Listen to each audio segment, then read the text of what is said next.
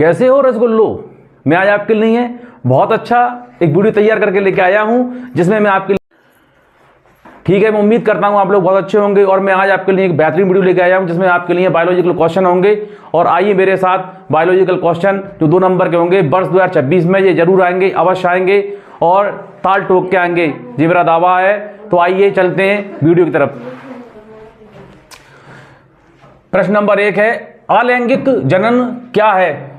अलैंगिक जनन क्या है? इसका आंसर है, जिस जनन में केवल एक ही जनक भाग लेता हो। अभी इसमें क्या है, एक ही भाग लेता हो, यानी एक जोड़ा होगा उसमें, ठीक है, तथा युग्मक निर्माण नहीं होता, उसे अलैंगिक जनन कहते हैं। दूसरा है, द्विखंडन क्या है? यह है अलैंगिक जनन जिसमें एक कोशिका 2 समान संतति कोशिकाओं में विभाजित हो जाती है, उसे द्विखंडन कहलाता है। तीसरा क्वेश्चन है हमारा, परागण की परिभाषा लिखिए। पराग कणों का पुंकेसर से वर्तिकाग्र तथा स्थानांतरण परागण कहलाता है। परागण यानी एक फूलों के बनने की जो प्रक्रिया होती है, उसमें पुंकेसर, पुष्प के बीच का जो भाग है उसे पुंकेसर कहते हैं, और इसमें अंदरूनी तौर पे परिवर्तन होते रहते हैं, उस प्रक्रिया को स्थानांतरण कहते हैं।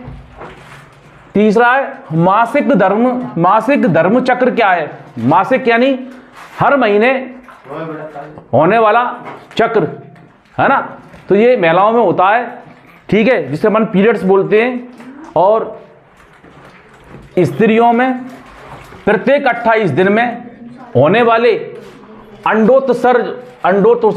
उत्सर्जन एवं गर्भाशय परिवर्तन। अब इस समय क्या होता है, महिलाएं जब अपना पीरियड से होती हैं, उस समय उनका जो कहते हैं ब्लीडिंग जो होती है, उसमें अंडाणुओं की संख्या बहुत ज़्यादा रूप में होती है, और गर्भाशय परिवर्तन की प्रक्रिया को मासिक धर्म चक्र कहते हैं।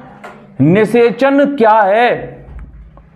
उत्तर, नर युग्मक और मादा युग्मक। अब नर और मादा जो है जीव जंतु भी हो सकते हैं, इंसान भी हो सकते हैं, प्राणी भी हो सकते हैं, है ना। नर युग्मक और मादा युग्मक के संलयन को निषेचन कहते हैं। संलयन उनके सहवास की जो प्रक्रिया होती है, और मानवों में उसको संभोग कहते हैं, है ना। संभोग की जो प्रक्रिया होती है, अगर इंसान स्त्री पुरुष मिलते हैं तो संभोग बोलते हैं, और प्राणी जब आपस में मिलते हैं उसके लिए सहवास बोलते हैं, उसे निषेचन कहते हैं वैज्ञानिक बायोलॉजिकल भाषा में। शुक्राणु का कार्य लिखिए। शुक्राणु जो है उनके उसके कार्य के शुक्राणु जो है मनुष्य में पाए जाते हैं, जो कि जिससे संतान की उत्पत्ति होती है, शुक्राणु और अंडाणुओं के मिलने से। आइए, शुक्राणु नर युग्मक हैं जो अंडाणु से मिलकर निषेचन करता है।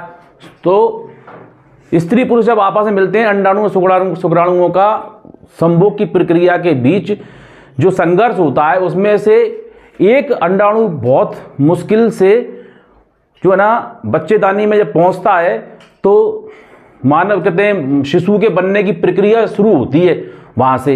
इसी प्रक्रिया को निषेचन कहते हैं। आइए मैं अब आपके लिए नेक्स्ट जो क्वेश्चन है उनकी तरफ ले चलता हूं। तो आइए अगले क्वेश्चन जो है उसकी ओर चलते हैं। अगला क्वेश्चन है, जीन क्या है? जीन डीएनए का वह भाग है जो किसी विशेष लक्षण के लिए उत्तरदायी है। जीन जो है ना कई सालों तक नहीं बदलते हैं, है ना। तो जीन बड़ी महत्वपूर्ण चीज होती है, जो सब में पाए जाते हैं, इंसानों में, पशुओं में, सभी में जीन पाए जाते हैं। और अगला क्वेश्चन है, प्रभावी लक्षण किसे कहते हैं? प्रभावी यानी जिसका प्रभाव ज्यादा होता है उसको प्रभावी बोलते हैं। वह लक्षण जो संकर अवस्था में भी प्रकट होता है प्रभावी लक्षण कहलाता है। और नवा क्वेश्चन है, जीवों या उनके भागों का उपयोग कर उपयोगी उत्पाद बनाने की तकनीक जैव प्रौद्योगिकी कहलाती है। तीसरा है क्वेश्चन, पीसीआर का पूरा नाम क्या है? पीसीआर का पूरा नाम पॉलीमार्स, पी से पॉलीमार्स, सी से हो जाएगा चेन और आर से हो जाएगा रिएक्शन, पॉलीमार्स चेन रिएक्शन, पीसीआर। अगला क्वेश्चन है, जैव विविधता क्या है? जैव विविधता क्या है? तो आइए जानते हैं। किसी क्षेत्र में पाए जाने वाले पौधों, प्राणियों एवं सूक्ष्म जीवों की विविधता को जैव विविधता कहते हैं। जो पहाड़ी क्षेत्र में कई प्रकार के कहते हैं पौधे पाए जाते हैं और जो कहते हैं वनस्पति के रूप में और कहते हैं औषधियों के रूप में हम उनका इस्तेमाल करते हैं। ठीक है। प्रदूषण क्या है? प्रदूषण से तो हम सब लोग बहुत अच्छी तरह परिचित हैं। प्रदूषण यानी कई प्रकार का होता है। जिस तरह हमारी जो स्वच्छ वायु है, ऑक्सीजन है, उसके लिए धूल, मिट्टी, धुआं और कारखानों से निकलने वाला धुआं जो चिमनियों से निकलता है और रासायनिक जो कहते हैं दवाइयाँ वगैरह जो बनती हैं वहाँ पे, उसके थ्रू जो माल जो कहते हैं पानी में जो सप्लाई होती है, गंदा पानी नाली कहते हैं नालियों से होकर नदियों में मिल जाता है।